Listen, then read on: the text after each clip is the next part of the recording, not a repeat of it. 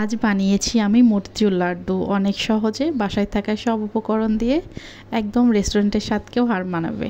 তো দেখুন কতটা সুন্দর কালারফুল হয়েছে এবং সফট হয়েছে, খেতে একদমই অসাধারণ হয়েছে। হ্যালো এভরিওয়ান, আসসালামু আলাইকুম। সবাই কেমন আছেন?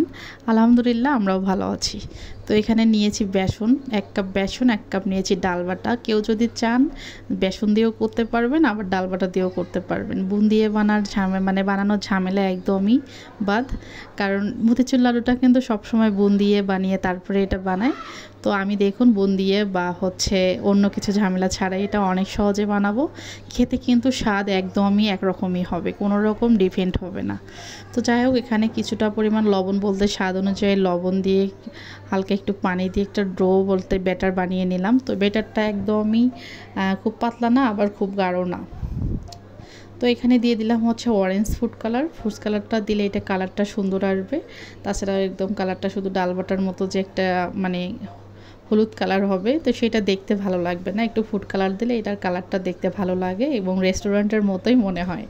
তো এখানে প্যানে তেল দিয়েছি। তেলটা গরম হলে এই যে চাকা করে চামিচ দিয়ে দিয়েছি। এটা সুন্দর কিন্তু ফুলকো ফুলকো হয়ে ফুলে উঠতেছে। কারণ এটা খুব বেশি আমি পাতলাও করিনি, আবার খুব যে ঘন এমনটাও করিনি। তো যাই হোক, এটা খুব বেশি মুচমুচা করব না, আবার খুব যে নরম এমনটাও করব না। একদম মিডিয়ামভাবে ভেজে নেব, যেন ভিতর থেকে এটা ভালোভাবে সিদ্ধ হয়ে যায়। তো এটা আমি চেপে চেপে ভেজে নিচ্ছি, যেন ভিতরে কাঁচা না থাকে।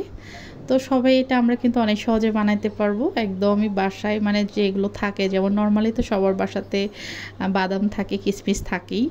আবার এই যে রমজান মাসের পরে কিন্তু বেসনটাও সবার বাসায় থেকেই যায় ফ্রিজে, তাই না? তো বেসনটা না থাকলেও সমস্যা নেই, ডাল তো সবার বাসায় থাকে। আমরা কিন্তু সবাই ডাল দিয়েও ওটা বানাইতে পারি। তো একদমই রেস্টুরেন্টে যে কিনে আমরা খাই বাহির থেকে বা দোকান থেকে ছোটোবেলা থেকে খেয়েছি, সেটার চেয়ে কিন্তু স্বাদে কোনো অংশেই কম হবে না। তো যাই হোক, আমি এগুলো সবগুলো ভেজে নিলাম। ভেজে নিয়ে এটা ঠান্ডা হয়ে যখন গিয়েছে তখন টুকরো টুকরো করে এগুলো নিচ্ছি, কারণ ব্লেন্ড করব এগুলো আমি। তো ব্লেন্ডের জারটাতে এগুলো নিলাম, আর এগুলো কিন্তু ভালোভাবে ঠান্ডা করে নিতে হবে, কারণ গরমটা ব্লেন্ডে দিয়ে ব্লেন্ড করাটা একদমই ঠিক হবে না। তো দেখুন কতটা সুন্দর হয়েছে ব্লেন্ড করার পরে। তো এখানে চুলায় ফ্যান দিলাম, দিয়ে পরিমাণ অনুযায়ী চিনি দিয়ে দিলাম। চিনিটা আসলে সবার স্বাদ অনুযায়ী, কেউ মিষ্টি খেতে পছন্দ করেন বেশি, কেউ কম পছন্দ করি, এটাই কিন্তু স্বাভাবিক, তাই না? তো আমি যেহেতু লাড্ডু বা মিষ্টি, আমি মনে করি এগুলোতে একটু কড়া মিষ্টি দিলেই ভালো, কারণ মিষ্টি তো মিষ্টি হবে, তাই না? তো যেহেতু এটা কিন্তু লাড্ডু হলো শুকনা মিষ্টির মতো।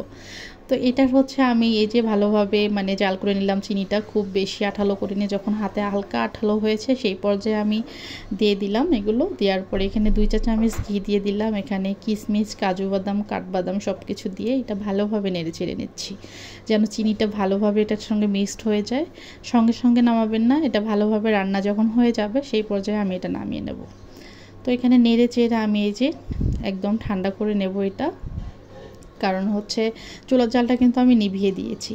নিভিয়ে দিয়ে অনবরত নাড়তে থাকলাম, আর এখন চুলা থেকে নামিয়ে নিয়েছি, ঠান্ডা হয়ে গেছে। দেখুন হাতের মুষ্টিতে একদম এক হাত দিয়ে সুন্দর কতটা গোল গোল হয়ে যাচ্ছে। তো এক হাত দিয়ে ভালোভাবে চেপে চেপে 2 হাত দিয়ে গোল করে নেবেন, তাহলে এটা ভালোভাবে সেট হয়ে যাবে। তো দেখুন আমি কত সুন্দরভাবে লাড্ডুগুলো বানিয়ে নিলাম। দেখে কিন্তু একদমই মনটা ভালো হয়ে গেল, তাই না? আমার ছেলে ভীষণ খুশি হয়েছে। কেমন লাগলো আমার সহজ রেসিপিটা জানাবেন। সবাই ভালো থাকেন, আল্লাহ হাফেজ।